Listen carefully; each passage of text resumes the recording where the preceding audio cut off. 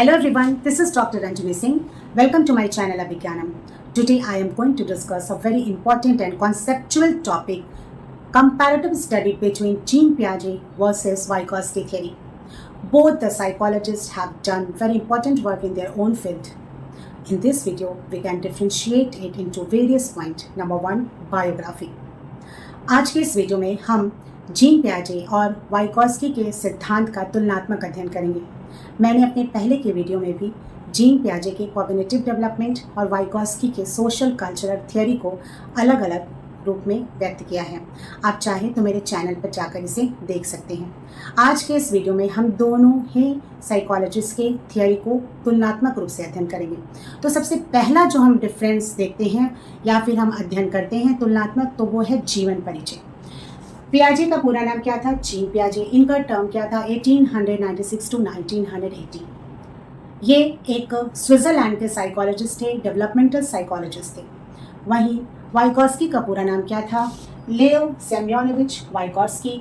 इनका जो term period था 1896 टू 1934। ये एक रशियन और सोवियत साइकोलॉजिस्ट थे, चाइल्ड साइकोलॉजिस्ट थे। दोनों ही थिंकरों ने कंस्ट्रक्टिविज्म की बात की। जहाँ जीन पियाजे ने सेल्फ कंस्ट्रक्टिविज्म की बात की, वहीं वाइगोत्स्की ने सोशल कंस्ट्रक्टिविज्म की बात की। जीन पियाजे के समय जो समकालीन मनोवैज्ञानिक थे उनमें Carl Jung, Watson, Skinner, Freud और वाइगोत्स्की के नाम उल्लेखनीय हैं। वहीं वाइगोत्स्की के समय जो समकालीन मनोवैज्ञानिक थे उसमें पियाजे, वॉटसन, लेविन, स्किनर और जीन पियाजे के नाम विशेष रूप से उल्लेखनीय हैं। नेक्स्ट जो अंतर है इनके बीच, तो अप्रोच के दृष्टिकोण से कि जीन पियाजे का जो दृष्टिकोण था वो क्या था?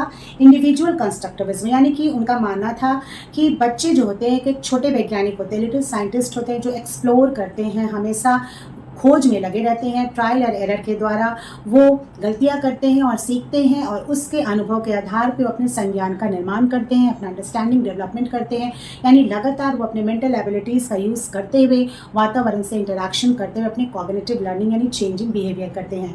वहीं वाइगोत्स्की का जो अप्रोच था वो सोशल कंस्ट्रक्टिविज्म का था, यानी उन्होंने सामाजिक रचनावाद की बात कहा कि बच्चे के संज्ञान के निर्माण में सोसाइटी, कल्चर और लैंग्वेज बहुत इंपॉर्टेंट रोल अदा करता है। बच्चे जो भी अपना मस्तिष्क में विकसित करते हैं संज्ञान, उसमें पेरेंट्स, टीचर, पीयर ग्रुप, उसके इंस्ट्रक्टर जो गाइड करते हैं, रोल मॉडल होते हैं, उनका बहुत ही इंपॉर्टेंट रोल होता है। नेक्स्ट जो अगर हम डिफरेंस की बात करें तो वह वे ऑफ लर्निंग, यानी कि लर्निंग के संदर्भ में जीन पियाजे ने अपने थियोरी में कहा कि जो बच्चे हैं वो सेल्फ डिस्कवरी से सीखते हैं। मैंने पहले भी कहा कि वो कंस्ट्रक्टिविज्म की बात कहते थे कि नॉलेज का कंस्ट्रक्शन कैसे करेंगे बच्चे, स्वतः करेंगे करके। तो उन्होंने कहा कि सेल्फ डिस्कवरी, ये सेल्फ डिस्कवरी में वो सबसे पहले किन मेथड की बात करते हैं? स्कीमा, यानी कि पहले किसी घटना को देखे और उसका परसेप्शन किया और अपने माइंड में एक फ्रेमवर्क बनाए। दूसरा उन्होंने एसिमिलेशन की बात की, यानी कि जो भी नॉलेज मिला उसको स्कीमा में वो विधिवत रूप से फिट किए।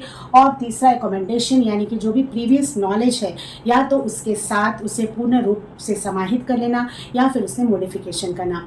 वहीं वाइगोत्स्की ने भी अपने थियोरी में जो वे ऑफ लर्निंग की बात की उसमें निम्नवत बिंदुओं की बात की। इंटरैक्शन, उन्होंने कहा कि social interaction is very important tool. दूसरा उन्होंने गाइडेंस या इसके फोल्डिंग की बात की। तीसरा ZPD, zone of proximal development. फिर MKO, मोर नॉलेजेबल अदर की बात की। नेक्स्ट इंटरनलाइजेशन, ऑब्जर्वेशन और इमिटेशन की बात की। यानी वाइगोत्स्की ने कहा कि जो सीखने की प्रक्रिया में ZPD, zone of proximal development, बहुत इंपॉर्टेंट हो जाता है। विकास का संभावित क्षेत्र, यानी कि बच्चा स्वतंत्र रूप से क्या कर सकता है, और जब उसे मोर नॉलेजेबल अदर, जो उससे उम्र में छोटे भी हो सकते हैं या बड़े हो सकते हैं, जब उन्हें स्कैफोल्डिंग करते हैं तो बच्चा जो सीखना चाहता है, जो उसका गोल है, वो आसानी से सीख सकता है। तो वाइगोत्स्की ने अपने सीखने की प्रक्रिया में ZPD, MKO, स्कैफोल्डिंग और इंटरनलाइजेशन की बात की, यानी कि ऑब्जर्वेशन और इमिटेशन को भी उन्होंने इम्पॉर्टेंट रोल दिया। इस प्रकार लर्निंग के संदर्भ में वाइगॉस्की ने learning is a social activity कहा और कहा कि लर्निंग क्या है, आउटकम है इंटरेक्शन का, सोसाइटी के साथ इंटरेक्शन का। वहीं जीन पियाजे ने कहा कि लर्निंग जो है वो डेवलपमेंट के बाद होती है। नेक्स्ट जो पॉइंट है वो है लैंग्वेज लर्निंग, यानी भाषा के संदर्भ में जीन पियाजे का क्या कहना था कि language is a result of cognitive development, यानी कि बच्चों में संज्ञान का विकास होने के बाद भाषा का विकास होता है।